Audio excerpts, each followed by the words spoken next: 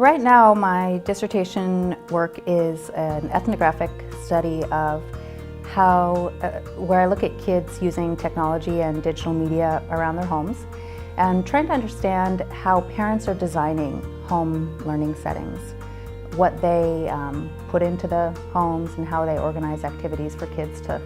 their kids to learn around the house, and then how kids make use of those materials and spaces inside the house, how they improvise in these learning spaces their parents designed to create new opportunities to learn or show us how their everyday knowledge is really valuable knowledge.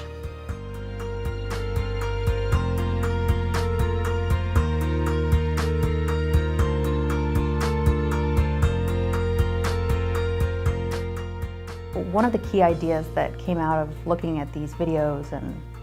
maps is that when kids are asked to consider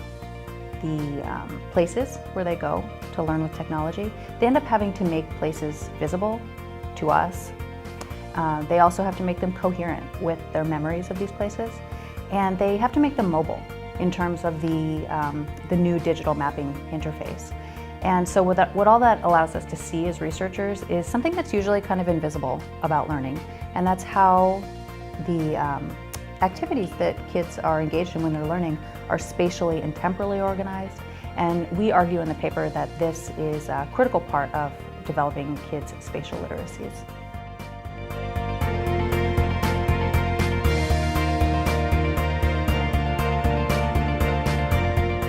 I'm really passionate about these kind of contingent and emergent relationships that are developed between learners, their caregivers, their spaces where they learn, the materials that they have available to them. And I think that looking inside some of these kind of everyday moments of learning can tell us a lot about how we can support and strengthen kids to see themselves as interdependent with all of the kinds of, all the parts of the world.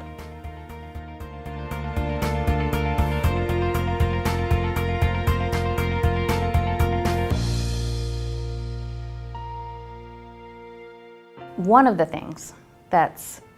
so incredible about working with Katie HEADRICK is that she really makes good on the promise of the learning sciences to be a discipline that focuses on knowledge in action. So in Katie's classes, we're always moving around outside the classroom, on campus, in the neighborhood, in the larger city, and thinking about issues across these different spaces. So it is not easy. I think schools and classrooms are built for us to not to move around so much while we learn, and it's not easy to break out of the classroom as container model, but Katie makes it look easy, and I'll just always be grateful for her for giving me those tools as a learner and a teacher and a researcher.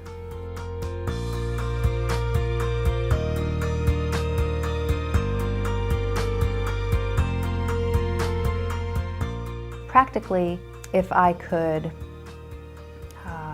help us focus in the learning sciences on the kind of what makes up today's media ecologies,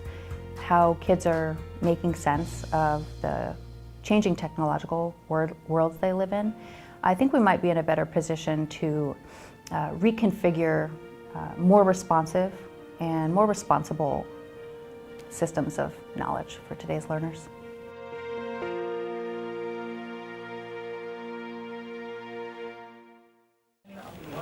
Yeah, I'll leave these with their books. 20, 40, 60, 80.